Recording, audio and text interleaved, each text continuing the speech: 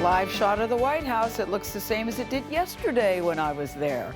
So how has Michelle Obama changed over the last few years? We continue our conversation now with the First Lady at the White House, starting with the topic of the day, politics. Let's talk about the campaign. Okay. 2012. All right. The one coming up, you The mean? one coming up. What would Michelle Obama, January 2012, what do you wish you would have known back in 2008? What would you have told her in 2008, based on your experience and what you've done? That's a good question. I would say just keep focusing on the work that you're doing. Focus on what's in front of you today. And don't read the papers. Just go campaign. Just do your thing. Talk to people directly. That's what I would say. Has it been a learning curve for you? The campaigning process? No, being First Lady. Being First Lady of the United States. Oh, yes. Life is a learning curve. But How so? How so? You know, I think you become, or for me, I've become more comfortable in the issues. When you start out at the beginning, for example, take childhood obesity. Can we have a conversation around this issue that's productive and doesn't make people feel defensive, but we can still, move ahead? Can we really garner the entire nation around our military families? Will people care? Will they So, you start out with these wonderful ideas, but you have no idea whether what you want to do with them is going to go anywhere, right? So then you're a little hesitant, then you're careful, and then you're doing more planning and learning than you are doing. Now we're beginning to mature in many of those issues, and we've seen commitments and movements on all sides of the issues, and then you start feeling euphoric and proud, and proud of yourself and proud of your team, but more importantly proud of all the people who are stepping up on all of these issues. Do you feel under the gun in the White House? No, I don't, and I think that's one of the reasons why I think I have the better job. I mean, as First Lady, I get to pace the issues because I wasn't elected. And there aren't people sort of expecting a certain set of things within a certain amount of time.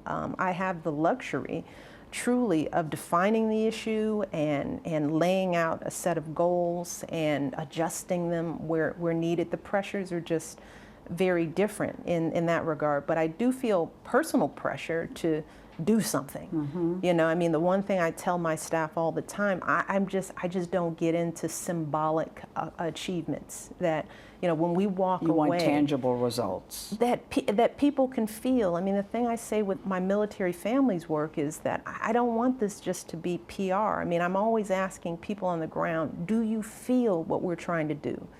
And until they feel it in their own lives and in their own homes, we've got to keep working. We've got to keep figuring out how do we tap deeper so that we haven't just moved policy, but we really moved lives. So that's pressure that I feel on yourself. Yeah, but I think that's real. When you said I have the easier job because I wasn't elected, I remember back at the last campaign, people would say, "I wish she would run for something." Do you ever entertain any I haven't finished the question. Yeah, of running for office of any kind. Never. You never do. I don't have an interest in political life in that way. Never have, never will. And I think that I'm going to be 48 soon. Whoa. And one of the things that I know as for what you're like, I thought you were like, whoa, give me a high five on that one. You're like, I'm 57, 48. You're a baby. You're a baby. No, because I'm being 48. Gosh, that just seems so. Yeah. Life really begins at 50. Well, good. Life then really begins at 50. That's good to hear because I'm ready. Will it be harder for you this time because there have been talk? There are some people would say they're disappointed in Barack Obama's presidency, that it hasn't accomplished all that they thought that it would, or all that he said it would. Yeah, but they just don't know. They don't know. They don't know all that. So we're gonna, this campaign is going to be about making sure that people understand all that's been accomplished. I think people are confused about some may be confused about how much have been accomplished, but that's what you do in a campaign. That's a matter of messaging and getting it out. But how do you address the issue of people being frustrated or disappointed? What do you say to that? Everything's not fixed. And that's true. Everything's not fixed. The economy is improving, but there's still many people without a job. And that's just a fact of life. And people who need help, who still haven't been helped, are going to be disappointed. People have a right to be disappointed and to feel impatient, but they've got the president who's moving them in the right direction. And I'm excited to remind them of how and what's being done. No question in your mind you want another 4 years? The Obama family wants another 4 years. There's so much more work to do. There's so many issues that need to be moved forward, and 4 years isn't a lot of time, but yeah, absolutely. I want this president to be my president for as long as he can, because I am that confident in him. And I take my wife hat off because, if I talk as Michelle the wife, it's like, of course. I expect you to say this, life but take your Michelle the wife hat off. If I take my Michelle the wife hat off, then we need this man in office, and he's doing a phenomenal job. But what gets to the two of you the most when you're all alone and you've gone to bed and you've had the day that you've had a bad day or he's had a bad day? Do you just sit and go, what do we need to do? What can we say to people, or how frustrated do we become? What do you say? Like most people, probably get frustrated by the partisanship that goes on when sometimes politics trumps what's good for people, and that's frustrating to watch. But in the end, you get up and you do your job. It's just like, how do I feel about people being confused about who I am?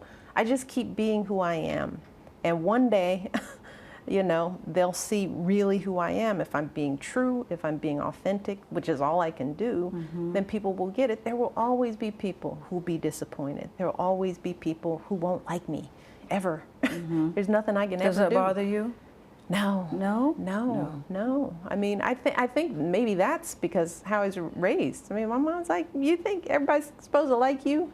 I remember that conversation. It's like, you don't worry about the people who don't like you. You worry about the people you can work with, and you work with as many people. Another thing that I always said, I'm First Lady of the entire United States of America, and I do feel that way. I'm First Lady of the people who love me and the people who don't like anything about me. My job is to represent this country and to do it proudly. And I know that that's how Barack thinks. So every day, if you're thinking about what in your core you know is best for this country, even if it's hard and even if it's unpopular, you do that job every single day. Well done. Michelle Obama, yeah. So she comes across as Harvard and Princeton educated woman, And she as is, strong, confident, determined. What are her vulnerabilities? You know what, Charlie? I did not think that was that you were going to ask me that. You know, the first question I thought you were going to ask me, whose dress is that? I thought you, Charlie Rose, Mr. Rose, were going to say, whose dress is she wearing? Really, Charlie was wondering about the shoes. I know shoes too. No, I don't. No, I do. I mean, where are her vulnerabilities? What does she worry about? What is her sort of fear? You know, she worries about keeping the family normal. She's very protective of her girls, and she works very hard to make sure that they have a normal life. She worries sometimes that the message isn't getting across, and she's very excited about hitting the campaign trail to do that. You know, make no mistake, they do not want to or intend to be a one-term presidency. You know, she spent over an hour with us. She was very gracious and, spent a lot of time answering everything that we wanted to discuss. But, what keeps her up at night? I don't think too much. She's but she knows they have work to do. She knows they have work to do. You talk about how she says she knows they have work to do. I mean, she was, in the beginning, she was kind of reluctant the last time around. And she's talked with you about now how she's really looking forward to getting back out on the campaign trail. What is she going to do differently this time? Is there anything that she wants to change this go around? And you know what's so interesting about that, and it keeps coming up, because she said, I was never reluctant. I was never reluctant in terms of supporting Barack Obama and getting out there to tell the world about why I think he should be a good president.